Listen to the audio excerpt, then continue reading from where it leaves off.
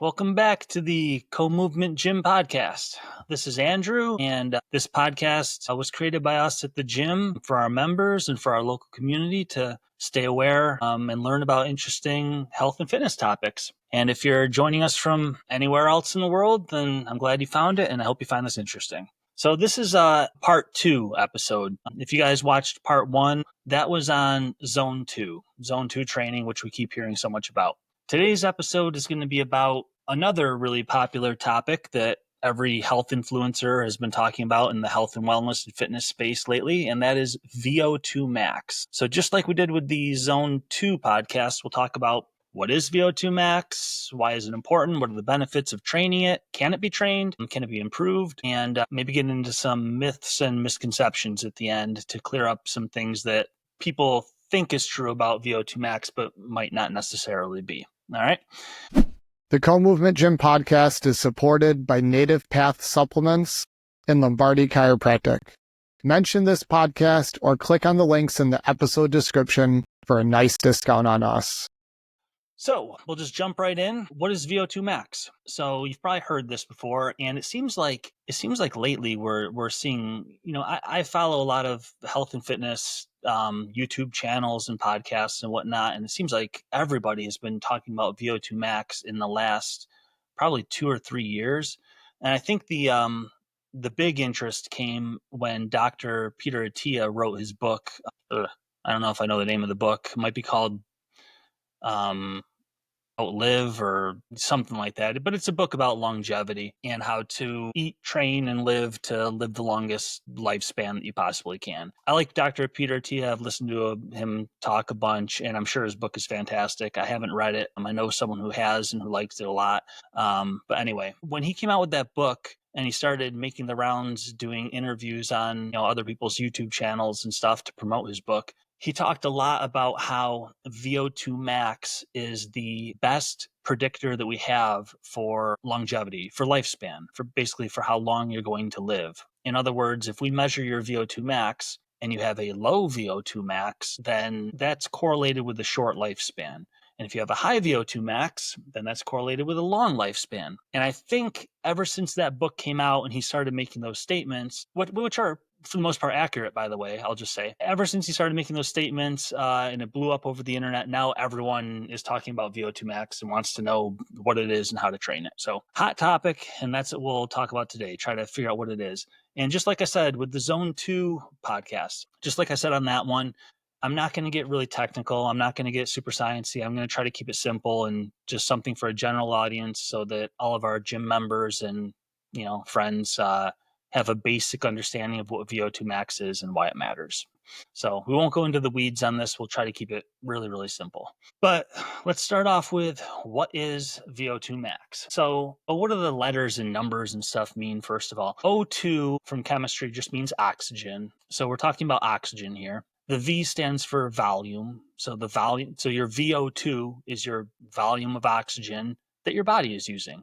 We all know that we need oxygen to survive. We all breathe all the time. And at any moment, you have a VO2, which is the amount of oxygen that your body is using currently. And we all also know that as we start exercising, and we exercise at higher and higher and higher intensities, say you start walking and then you start running and then you start sprinting, the harder you're working, the more oxygen we apparently need, right? Because we start breathing heavier. Okay, so that's true too. So in other words, when you're sitting at rest, maybe just sitting on the couch watching TV, you have a low VO2, maybe 10 milliliters of oxygen per minute is what your body is using, something like that. If you start walking, now you're moving, you're exercising, but it's a low intensity. You're just going for a walk. Now you might be using 20 milliliters of oxygen per minute. If you start running, you might be using 30 milliliters per minute. If you start running really fast or sprinting, you might be using 40 or 50 milliliters per minute. So as exercise intensity increases, the amount of oxygen that our muscles need increases, and we start breathing heavier and delivering a higher VO2, volume of oxygen, to our muscles. Okay. So what is VO2 max then? VO2 is the amount of oxygen that we're taking in and delivering to our muscles and that our muscles are utilizing. And the harder we're working, the higher our VO2 is. VO2 max is the maximum amount of oxygen that your body is capable of taking in, delivering to your muscles, and that your muscles can use. Okay, so it's the maximum amount of oxygen that you're able to utilize. So what does that look like? Let's run through an easy example. Let's say you start exercising. You're sitting in a chair, you're using 10 milliliters of oxygen per minute. And I'll just say, just for the sake of clarity, the way that VO2 max is measured, you're using 10 milliliters of oxygen per kilogram of body weight per minute. Okay, but I'll leave off that's a long thing to say. So I'll just say 10 milliliters per minute. Okay, so you're sitting in a chair using 10 milliliters per minute, not much oxygen. You start jogging. Now you're using 20 milliliters per minute. You start running a little faster. Now you're using 30 milliliters per minute. You start running a little faster. Now you're using 40 milliliters per minute. You start running a little faster. What do you think happens? Well, if we measure your VO2, we might find you're still using 40 milliliters per minute. Huh, that's weird. So you start running even faster and you're still using 40 milliliters per minute. And then you just start sprinting as hard as you possibly can, and you're breathing so heavy, your heart is pounding, and we measure your VO2, you're still using 40 milliliters per minute. So isn't that interesting? We were using 10 milliliters when we were sitting down. We started walking, it went up to 20. We started running, it went up to 30. We started running faster, it went up to 40. But then we kept increasing the pace, increasing the pace, increasing the pace. And the whole time we were still just using 40 milliliters per minute. So what gives? And in this example, for this person, 40 milliliters of oxygen per minute is their VO2 max, which means that their body is just not capable of taking in and utilizing more than 40 milliliters per minute.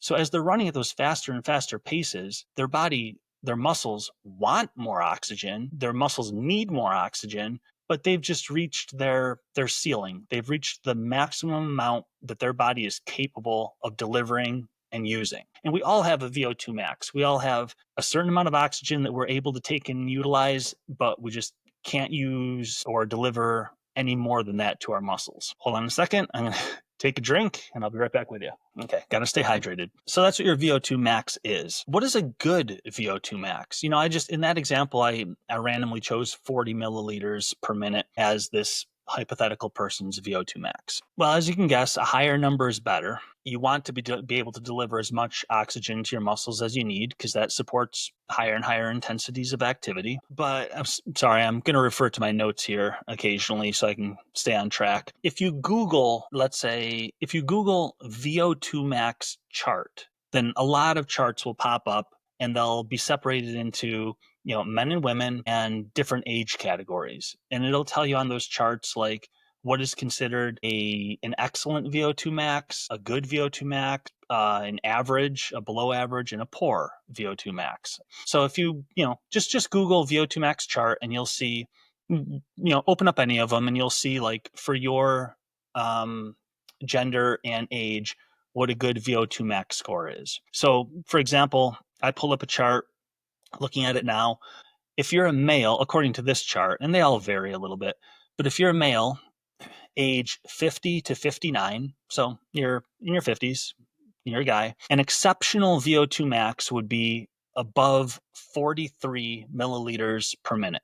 So if you can deliver more than 43 milliliters of oxygen per minute to your muscles, then you're considered to have an excellent VO2 max if you're a guy age 50 to 59. A good VO2 max for this person would be 36 to 43 milliliters per minute. An average VO2 max would be 25 to 36 milliliters per minute. A below average VO2 max would be 18 to 25 milliliters per minute.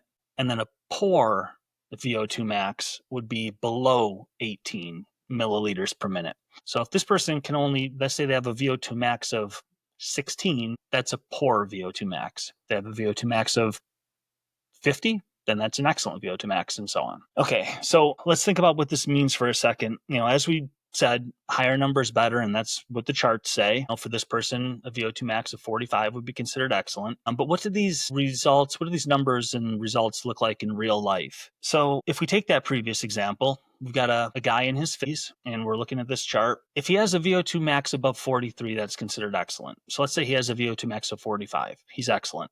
This person can deliver 45 milliliters of oxygen to his muscles per minute. Okay, that's That's a lot of oxygen. 45 milliliters per minute. That's a lot of oxygen.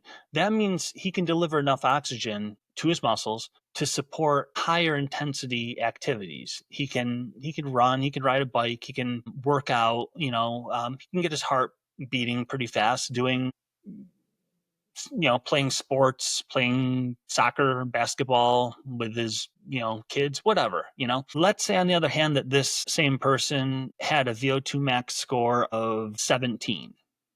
That would be in the poor category. 17 milliliters of oxygen per minute is not a lot of oxygen. And that's the most that his body is capable of delivering to his muscles. This is the sort of person that's going to get out of breath just walking across the parking lot or going up a flight of stairs. They'll probably have to stop every, halfway up the stairs and rest and catch his breath and get his heart rate down before continuing. So that's kind of the real life example of why VO2 max is important. We all do a lot of activities all day long. Mostly we're just walking around, grocery shopping or working or whatever. But some activities are more intense than others. And certainly if we want to work out or play sports or run around chasing the grandkids or go for a hike or anything like that, those are more intense activities and they require more oxygen. So if you want to be able to do as many different activities as possible, then you want a high enough VO2 max to support those activities. You want to be able to deliver as much oxygen to your muscles as is required for whatever activity that you want to do. So that's what VO2 max looks like in real life, basically. Okay, so great, we've got these numbers and you got this chart to look at, but how do you know what your VO2 max is? This takes a little bit of work. Well, not a little bit of work. It requires some special equipment. So at our gym movement, we actually offer VO2 max testing. You can just go to the website co-movement.com and you'll see the offering that we have there. And we've got, I don't know, I think 5 or 6 or 7 people scheduled to do VO2 max testing this month, starting this weekend, actually. And so they'll, let me see, what does the VO2 max testing look like? That's what I'll talk about here.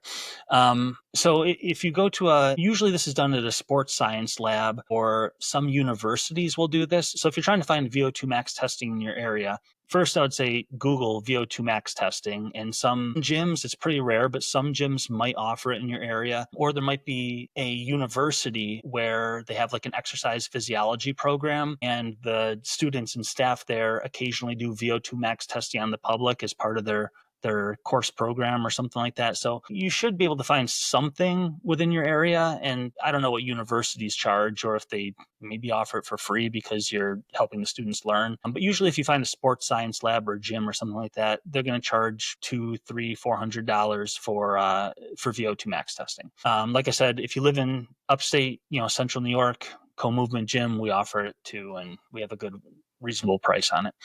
So what does the VO2 max testing look like? Basically, you're going to be wearing a mask. So they're going to have a mask that covers basically your whole face, your nose and mouth anyway. And that mask is going to collect your breaths. It's going to, measure what you're breathing out, and it's going to analyze the carbon dioxide concentration.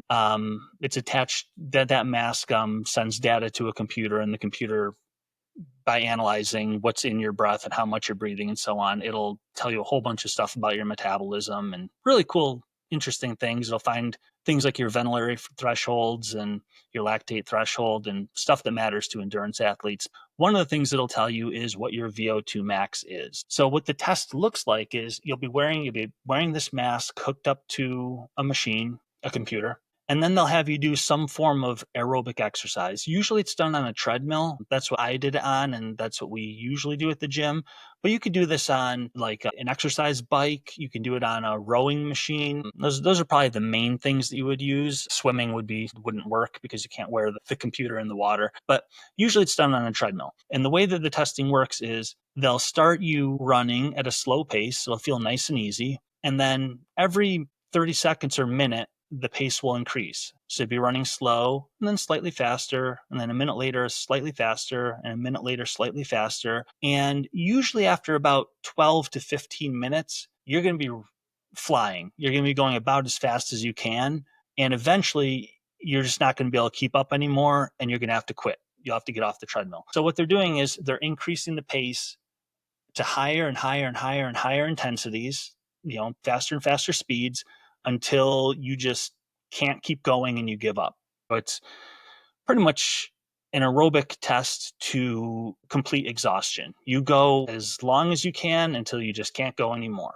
And then the computer reads all that data and it'll figure out based on that what your VO2 max is, because it'll see the volume of oxygen you're using when you're going slow and when you go slightly faster, and you go slightly faster. And so in the volume of oxygen that you use, your VO2 will go up as the intensity goes up. And eventually it'll plateau, just like in the example we gave earlier. Eventually it'll reach a point where you can't deliver any more oxygen to your muscles and the volume of oxygen just stays steady. The amount of oxygen that you're using stays steady, even though the pace is continuing to increase. And so with that data, they know very accurately what your VO2 max is. Most people know that staying hydrated is essential to nearly every bodily function. But 75% of Americans still do not consume enough fluid daily. As we age, bodily changes make staying hydrated even harder, especially without artificial additives or excess sugars. That's where Native Path comes in with extra help. Native Path's Hydrate is not just another drink mix. It's a thoughtfully designed formula packed with BCAAs and all 9 essential amino acids to help with muscle recovery and overall vitality.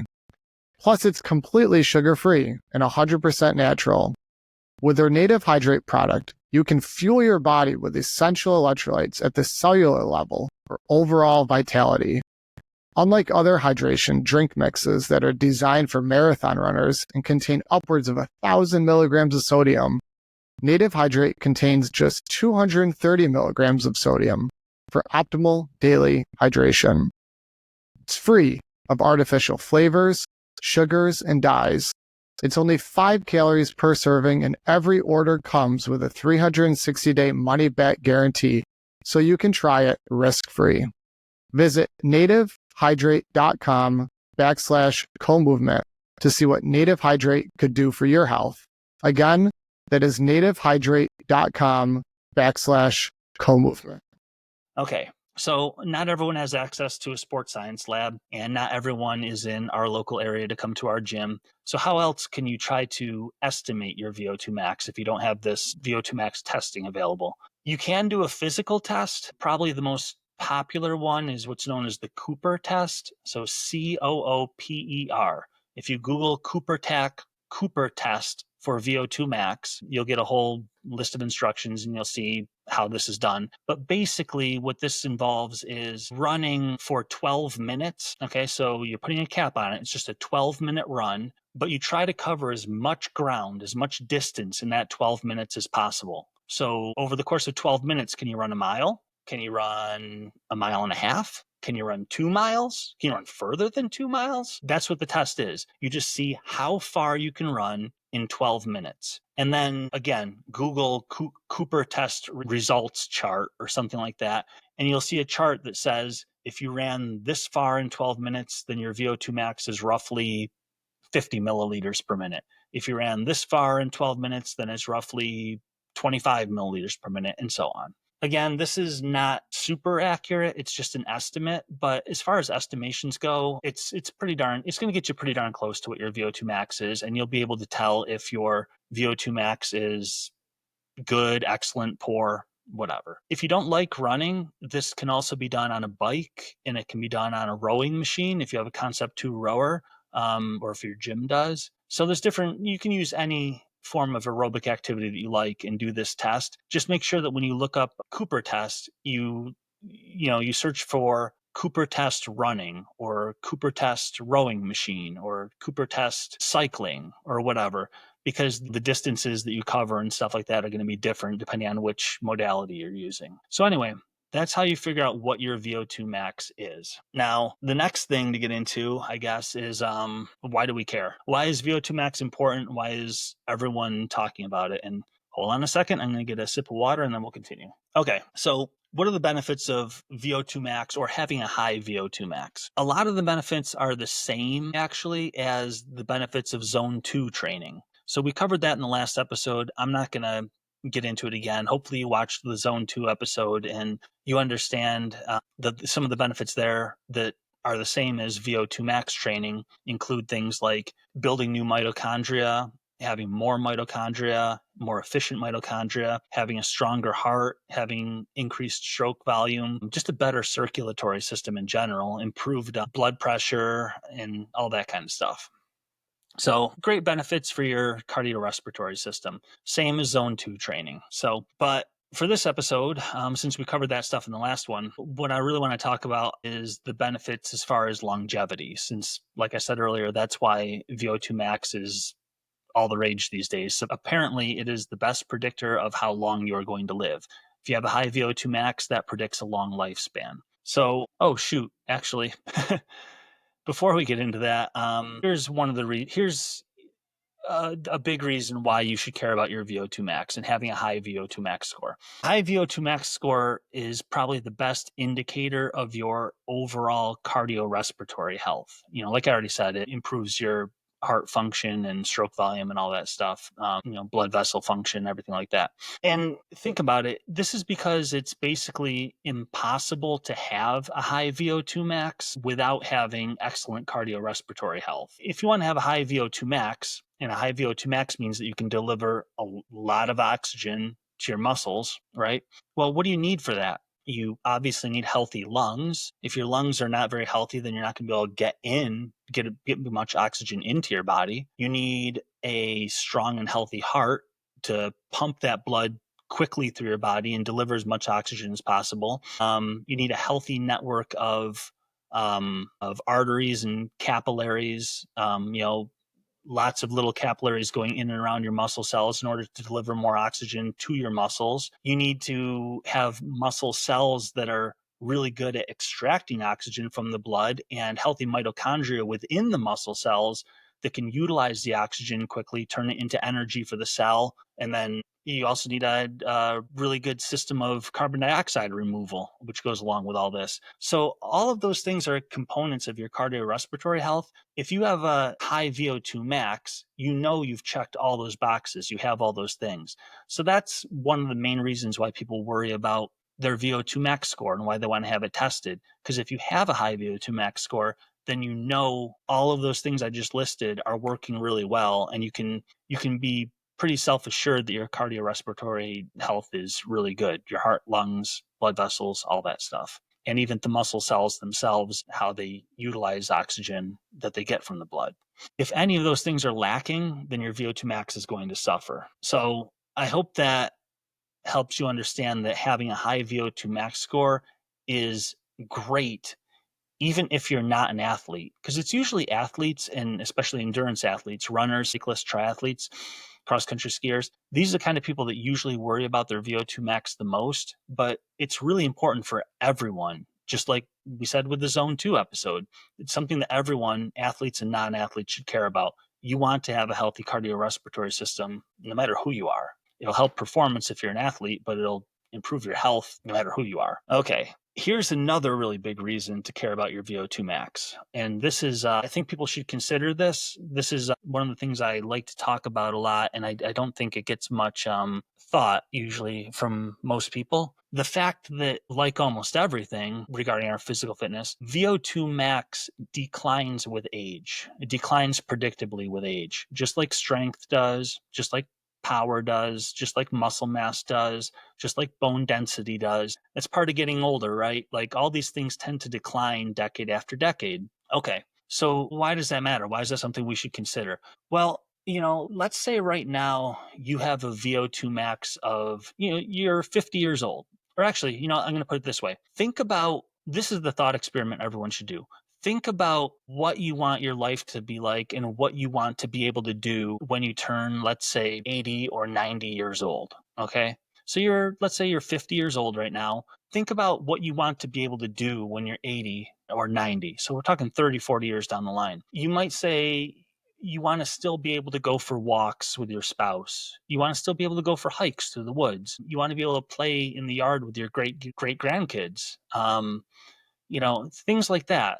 Right? Well, maybe you're not still planning on pickup basketball games when you're 90, but there are activities that you want to be able to do, and just activities of daily living. You want to be able to go shop for groceries and carry a couple bags of groceries out to your car. You want to still be able to go up and down flights of stairs with relative ease, that kind of thing. If you want to be able to do those things when you're 80 or 90 years old, now, all of those things that I just listed are pretty low intensity activities. We're talking about going for walks with your spouse and going for hikes and playing with your grandkids, carrying groceries. These are pretty low intensity things. They don't require a lot of oxygen. Maybe they require, I don't know, 20 milliliters per minute of oxygen, right? Okay. Well, you're 50 years old right now, and your VO2 max is, let's say, 40 milliliters of oxygen. That's your VO2 max right now. Your VO2 max is going to decline with age, right? So it's 40 milliliters now, but when you're 60, it might be 35. And when you're 70, it might be 30.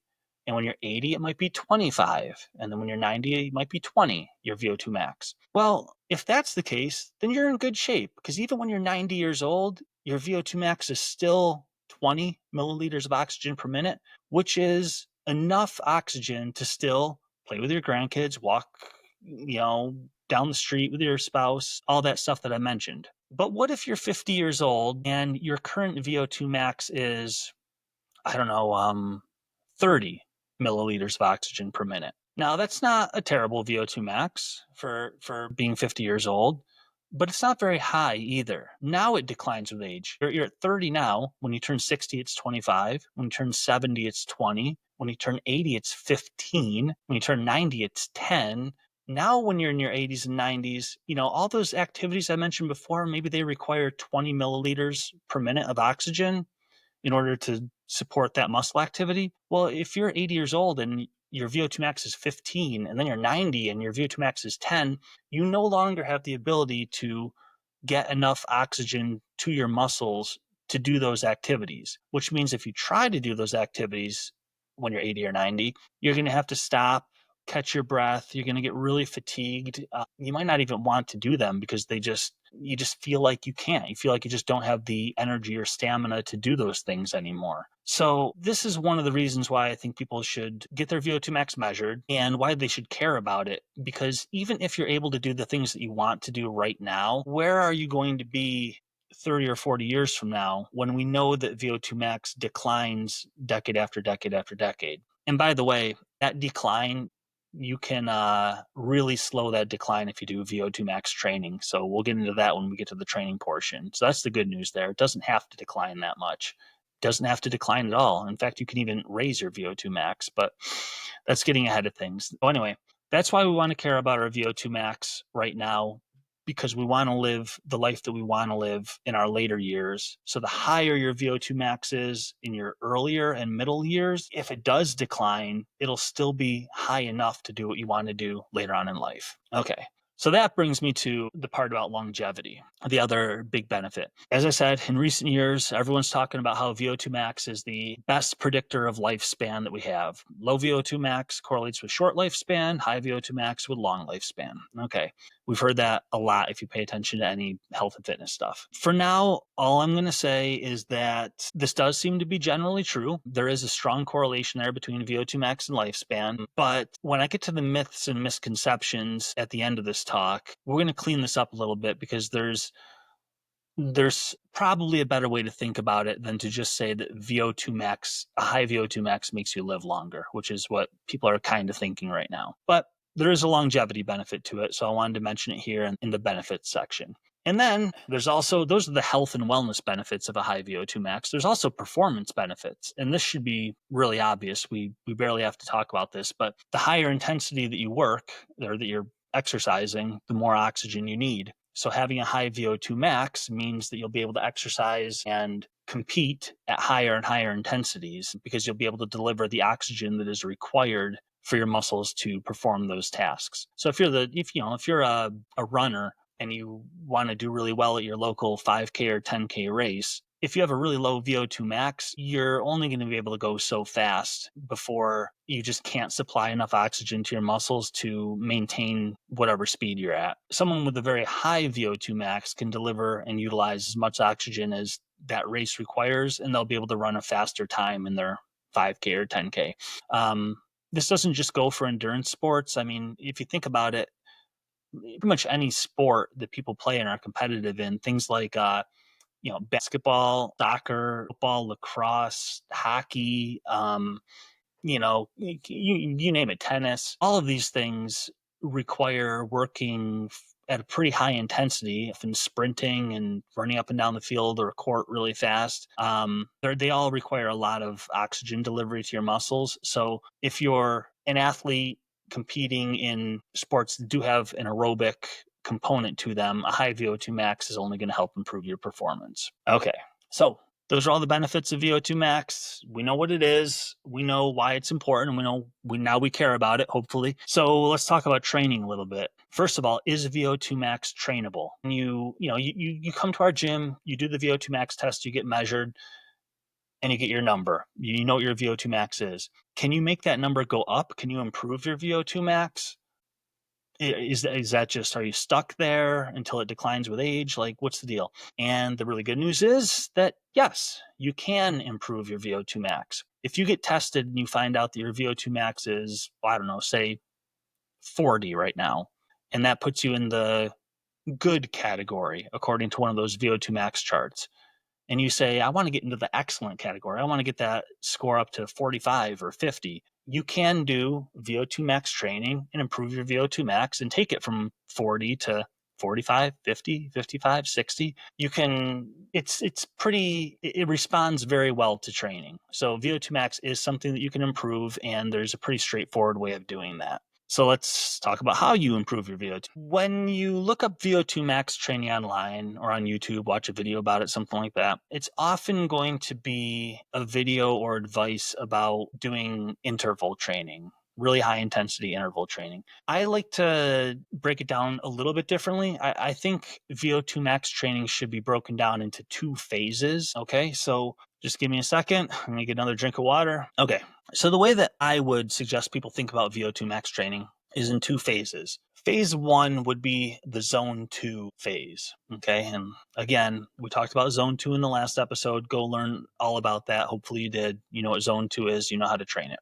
Okay, so this is interesting, right? Because zone 2 and VO2 max are kind of at opposite ends of the spectrum. Like zone 2 is this low intensity, you're just going for a light jog at a conversational pace, low heart rate. And VO2 max, if you think about it, when you're taking in the maximum amount of oxygen, those are activities where you are huffing and puffing. You are out of breath. Your heart is pounding. You are working really, really hard. So on that 5 zone model, you're up in like zone 4, zone 5. So we've got zone 2, super low intensity, and then VO2 max, super high intensity. And here I am telling you that for zone 2 for VO2 max training, we should start with a zone 2 phase. So why is that? Why are we doing this low intensity work to improve our VO2 max, which we encounter at high intensities? Well, the reason is mainly zone 2 training does improve your VO2 max actually pretty well.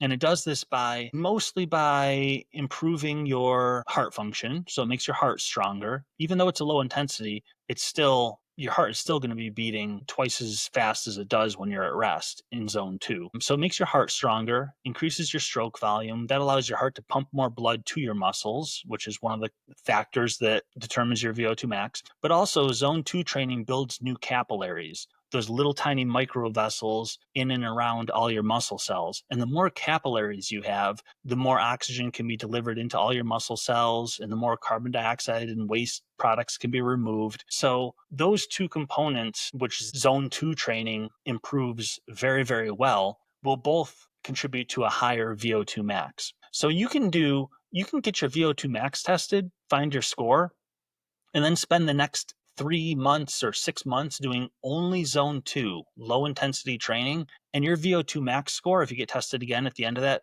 3 or 6 months, your VO2 max score will probably improve, even though you did no high intensity work. The other reason that I would start with zone 2 training is because, and again, we talked about this in the last episode, it builds that tissue tolerance, okay? So the problem with VO2 max training if you're just getting into this, is that VO2 max training is very, very intense. Whatever you're doing, running, biking, rowing, whatever your activity is, swimming, you're working at a very, very high heart rate. Like if you have a heart rate monitor, I should have said this earlier, if you have a heart rate monitor, VO2 max is going to be like 95 to 100% of your maximum heart rate. So you're way up there in zone 5. When you're working out at those super high intensities, it's easy to get injured if your body isn't ready for it. So the best way to start improving your VO2 max is to do this low intensity zone 2 training. Do that for several months, and that'll allow your tissues to adapt to whatever the activity is. If you're running, it'll make your ankle, knee, hip joints all a little bit stronger, more resilient and resistant to injury. It'll make all your tissues, tendons, ligaments, fascia, and muscles stronger, thicker, more resistant to injury. So that after doing several months of zone 2, your body is now a little bit more ready to handle higher intensity stuff like the VO2 max specific training that a lot of people recommend online. Okay, so I wouldn't suggest jumping right into that high intensity stuff unless you already have a strong background where you've been running for years or biking or whatever your thing is. Start with the low intensity zone 2. You'll get a huge boost to your VO2 max. Zone 2 is there's a very low risk of injury, and you'll just make your body stronger and ready to handle the more high intensity stuff down the road. Okay, well, the other thing that zone 2 will do is it'll build more bigger mitochondria, and that's going to improve your VO2 max as well. So there's another way that zone 2 helps. Now, after the zone 2 phase, the next phase in VO2 max training is what you'll usually hear about. That's the VO2 max specific training. Okay, so what does that look like? This is the kind of exercise that you would have to do if you really want to take your VO2 max to the next level. So let's say you start out with a VO2 max of 30 milliliters of oxygen per minute. You can do a bunch of zone 2 training for a couple years and maybe get that VO2 max from 30 up to 35 or 40. But you probably won't get much more improvement on your VO2 max beyond that. Zone 2 can only take you so far. So the next step is VO2 max specific training, where we're going to work out at higher intensities, where you're actually at your VO2 max. You're using that maximum amount of oxygen. You're breathing really hard, super high heart rate, 95 to 100% of your max heart rate. And that's going to drive further adaptations that raise your VO2 max even further. Again, just make sure you're ready for that intense work before you jump into it. So what would this kind of training look like? This type of training is usually done in intervals. And an interval just means that you exercise for a short period of time. That's an interval. And then you rest. Maybe take 3, 4, 5 minutes rest. And then you do another interval. And then you rest. And then you do another interval. So it's not continuous work. You're breaking it up with rest periods. Why do we do that in VO2 max training? VO2 max intensity is basically an intensity that you can only sustain for most people, it's going to be like 8 to 10 minutes, maybe 12 minutes if you're more highly trained. So we'll say 10 minutes as an average. So if you're working out at your VO2 max, you're working out at 95 to 100% of your max heart rate. You can only sustain that for about 10 minutes. Okay. That's a great stimulus. If you do that, if you go and run as hard as you can for 10 minutes, that's a decent VO2 max workout. That'll help improve your VO2 max. But really, you didn't do a lot of work. It would feel really, really hard for sure. I did this recently. I did a 2-mile run on my treadmill as fast as I possibly could, and I felt like I was dying at the end. But in any case, even though it feels really hard and it is really difficult, it's still only about 10 minutes of work. Okay. So that's not a very big volume to stimulate VO2 max improvement. But that's the most you can do. You can't do 15 minutes of VO2 max work. You can't do 20 because that intensity, by definition, is kind of an intensity that you can only sustain for 8, 10 minutes, something like that.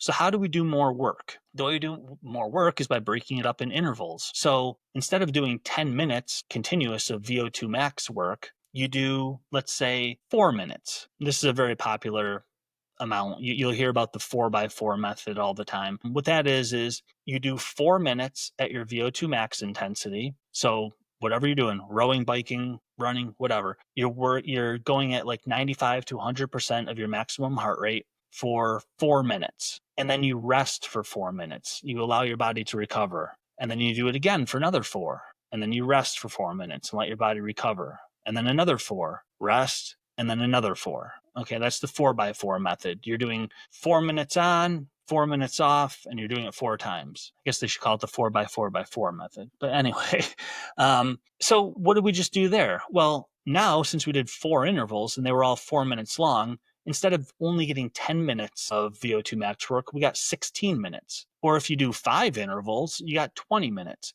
So by breaking it up into intervals, we allow ourselves to do more work at our VO2 max than we would be able to do if it was just one continuous effort. And you can break these intervals up however you want to. Some people will do 2-minute intervals. Some people will do 3-minute intervals. Some people will do 4-minute. 5-minute, 6-minute. Generally, you don't go above 5 or 6 minutes. That's a very long interval at this high intensity. Most people do 2, 3, or 4 minutes. And even 4 minutes is a pretty long interval. But remember, the shorter the interval, the more of them you have to do. So if you want to get 20 minutes of VO2 max work, you can do 5 4-minute intervals, or you can do 10 2-minute intervals. Okay. And then as far as the rest periods go, the rest period should be basically exactly the same length of time as the interval, or sometimes a little bit shorter if you feel ready to do that. The rest time can basically be 50% of the work time up to 100% of the work time. So if you're doing 4-minute intervals, if you want to really challenge yourself and take a short rest, you could take a 2-minute rest before the next 4-minute interval. That's going to be really, really difficult. Most people are not going to want to do that. Most people stick to like a 1-to-1 work to rest ratio. So if you're doing 2-minute intervals, do 2-minute rests. 3-minute intervals, 3-minute rests. If you want to challenge yourself, you can make the intervals a little bit shorter, but you'll get a great stimulus if it's a 1-to-1 ratio. And that's how we do VO2 max specific training at that really high heart rate and get in more work in the exercise session. Okay, so how long should the workouts be? In the examples I gave, that's pretty much spot on for how long the exercise session should be. You're normally shooting for at least 15 minutes. So if you do 4-minute intervals, you got 16 minutes. That's good. At least 15 minutes. 20 is kind of the sweet spot where it's a really good stimulus. You're getting a lot of work, but it's not killing you where you want to pass out after the exercise session. Some people do up to even 30 minutes of work. What would that be? That'd be like, I don't know, 6 5-minute intervals, or, whatever, 10 3-minute intervals. So you can do, as long as you're around that 20 minutes of total work, then that was a great session. And as your fitness improves, you can play with longer sessions if you want to, but aim for at least 15 minutes. Okay, so that's how long the workouts should be to improve your VO2 max. Let me see, I'm just glancing at my notes here for a second. How often? If you remember, I'll get into this in a second, but how often should you do VO2 max training? Is this something you should do 3 times a week, 4 times a week? What is it? VO2 max training is the specific VO2 max training where you're doing these intervals is really high intensity. As we've said, you're at 95% of your max heart rate. That's not something that you can do very frequently. Trust me, like multiple VO2 max sessions a week you'll be quitting that exercise program pretty quick. Generally, once a week is fantastic for VO2 max training. Some advanced athletes, depending on what goal they're going for, what race they're training for, or whatever, might do 2 sessions a week, but that's a lot and that's pretty difficult. VO2 max training, because it's so high intensity, it takes a long time to recover. So if you do a VO2 max session on Monday, one of these interval sessions, you're not going to want to do it again Tuesday, Wednesday, Thursday.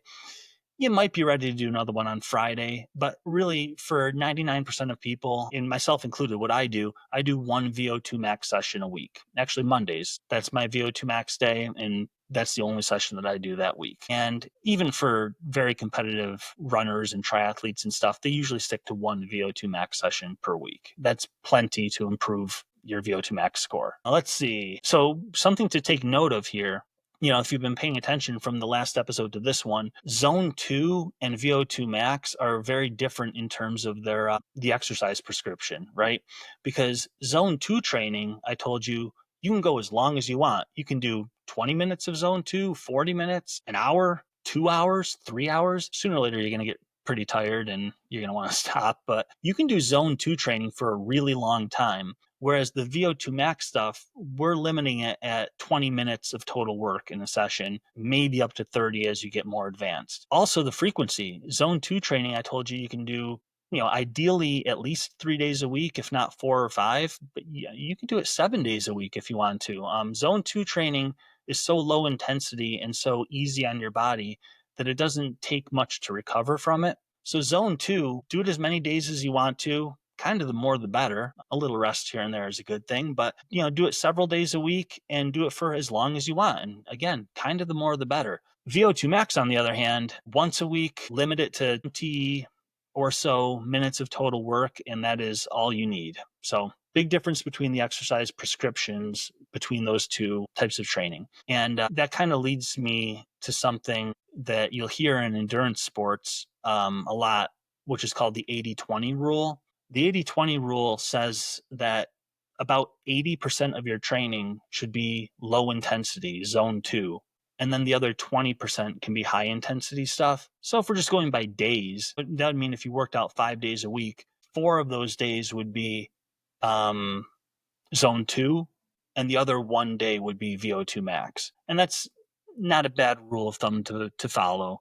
That's pretty much how all endurance athletes train, and that's a really great way to train, even if you're not an athlete, not competing in endurance sports. You just want to take care of your general health. Do most of your training, 80% or 90% in zone 2, and then just hit that high intensity VO2 max stuff maybe once a week. So, all right, we know what VO2 max is. We know that we can train it and improve it, which we want to do because we know how important it is. And now we know how to train it. So I'm going to take a sip of water and then we'll talk about some misconceptions around VO2 max. Okay, so I'm going to look at my notes here for a second. The main misconception kind of that I want to talk about regards what VO2 max is constantly in the news for, this whole longevity thing. In the wellness space, the fitness space, we keep hearing about how VO2 max is the best predictor of longevity. So some of what I'm going to talk about here, I want to give credit where credit's due. There's an exercise physiologist and endurance coach named Steve Magnus that I follow, and I learned some of this stuff from him. He does a great job of going through the latest research and breaking it down in really nice ways. So just credit where credit's due. But as far as VO2 max being the best predictor of longevity, as I said earlier, this is pretty much true. It is true that a high VO2 max correlates with a long lifespan, and a low VO2 max correlates with a shorter lifespan. Okay. But what I've learned from Steve Magnus, who I mentioned earlier, is a lot of this research that shows this correlation between VO2 max and lifespan, the researchers aren't actually looking at VO2 max in these studies. What they're actually looking at is VO2 max, where the first V stands for velocity. So basically, all this is, just to make it really simple, this is your VO2 max pace, or the speed that you are running at, or whatever you're doing. It could be cycling or swimming, or using a concept 2 rower, whatever your modality is. But this is the your VO2 max pace is the speed that you are running at when you hit your VO2 max. So like I said earlier, you start jogging, that doesn't require a lot of oxygen. You're not at your VO2 max yet. You start running faster, now you need more oxygen, but you're still not at your VO2 max. You run faster, you run faster, you run faster. Eventually you reach a speed where you are taking in and your body is utilizing the most amount of oxygen that you possibly can. If you run any faster than that, your body wants more oxygen, but you can't deliver it. So there's one speed somewhere along there that you hit where at that speed you are now using your maximum amount of oxygen. That is your VO2 max speed, or your VO2 max pace, whatever you want to call it. The researchers in all these longevity studies are looking at that VO2 max speed, not the VO2 max itself, not the actual amount of oxygen that you're delivering. So in other words, what the research is showing is not that your VO2 max score, like if you got tested, your VO2 max score, that's not what predicts how long you're going to live. It is the speed that you can run at or bike at or whatever when you hit your VO2 max. That speed is what predicts your longevity and what correlates to a high lifespan. or a short lifespan if it's a low speed. So this is kind of an important distinction for maybe a couple of reasons. Like, let's give an example here. You could have two people who have the same VO2 max, two identical people, same age, same gender, same weight, same everything. They're very, very similar people. And they both get tested and they both have a VO2 max score of, I don't know, 50, right? So, they both say, look, we're both going to live an equal amount of time because VO2 max is the best predictor of lifespan. We both have the same VO2 max score. But what if on that test, the first person hit their VO2 max when they were running 7 minutes per mile, and the second person hit their VO2 max when they were running 5 minutes per mile? Well, that second person has a faster VO2 max pace. They can get up to a faster speed before they hit their VO2 max. And what the research is really showing is that second person, the research would predict that person would have a longer lifespan. So it's a small difference from what you usually hear in the news, but it's kind of worth noting. And it kind of makes sense too. Like, why would VO2 max itself, the physiological metric, VO2 max, how much oxygen you deliver to your muscles, why would that predict lifespan? Like, why would how much oxygen I can get into my body and deliver to my muscles predict how long I'm going to live? 99.999% of our life, we're not even anywhere close to our VO2 max. It only happens when you're at like 95 to 100% of your max heart rate, which most of us either never get to or very, very rarely get to. On the other hand, the speed at which you're running when you hit VO2 max, that's not a physiological metric, that's a performance metric. And that performance metric encompasses more things. Yes, it encompasses VO2 max, how much oxygen you can deliver, but it also encompasses things like muscle strength and muscle power and mobility, things like that. Like in my example, those two people had the same VO2 max, but they had a different VO2 max pace. One guy was running 7 minutes per mile at VO2 max. The other guy was running 5 minutes per mile.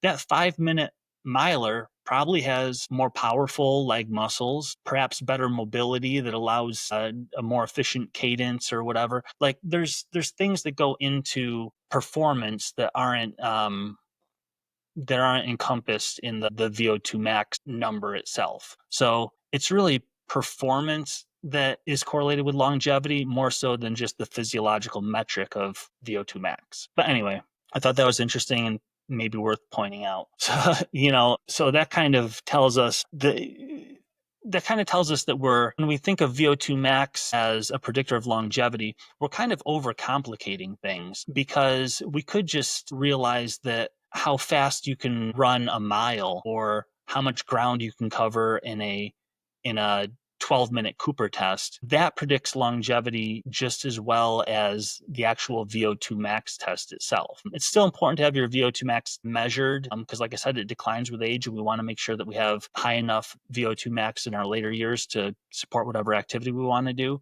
But if you're looking for a good predictor of longevity, it seems that how well you perform at those high intensities is the thing that matters the most. Okay. So with the whole longevity and VO2 max thing, the way that I see it, I think VO2 max is really just a proxy for a healthy and active lifestyle and a well-functioning cardiorespiratory system. Because like if you think about it, it's pretty much impossible to have a high VO2 max if you don't have an active lifestyle. Like you need to be doing a lot of zone 2 low intensity aerobic activity. You need to have some high intensity stuff mixed in. Like you need to be exercising on a regular basis consistently if you want to have a high VO2 max. So that's the big key to me is, like I said, a high VO2 max score. If someone gets their VO2 max measured and they get a really high score and they're in that excellent category on one of the charts, that just tells me this is probably a person who has a very active lifestyle. And I think it's more the active lifestyle that is causing them to live longer than it is the actual just VO2 max number. So VO2 max does correlate with a long lifespan, but correlation is not causation. What we care about is what is causative, what causes you to live longer. And I would say it's the active lifestyle that causes you to live longer. So anyway, that's about it. So what can we take away from this? Hopefully it wasn't too confusing. I think I kept it pretty simple. Yes, VO2 max is important. As we covered earlier, we want to get tested. We want to know what our number is because we know it's going to decline when we get older. And we want to have a nice high number now so that we have a number that's adequately high in our later years so that we can enjoy our life without getting out of breath just walking through our house, right? But instead of obsessing over the number, just focus on having an active lifestyle, plenty of zone 2 type training, and occasionally push yourself to high intensities to build that extra strength and that high-end aerobic power and aerobic capacity. Okay, so this was part 2. We did part 1 that probably came out a couple weeks ago on zone 2 training. Check that out if you didn't see it. This was part 2 on VO2 Max, and hopefully between the two things, you have a good idea of how to train for health or performance in the aerobic and conditioning and endurance world. So thanks a lot for listening, guys, and I'll see you on the next one. If you enjoyed this episode, please consider supporting our sponsors, Native Path Supplements and Lombardi Chiropractic. Your support helps us to bring you 2 new episodes each month. See the show notes for more details and a nice discount from our sponsors. Thank you, and see you next time on the Co-Movement Gym Podcast.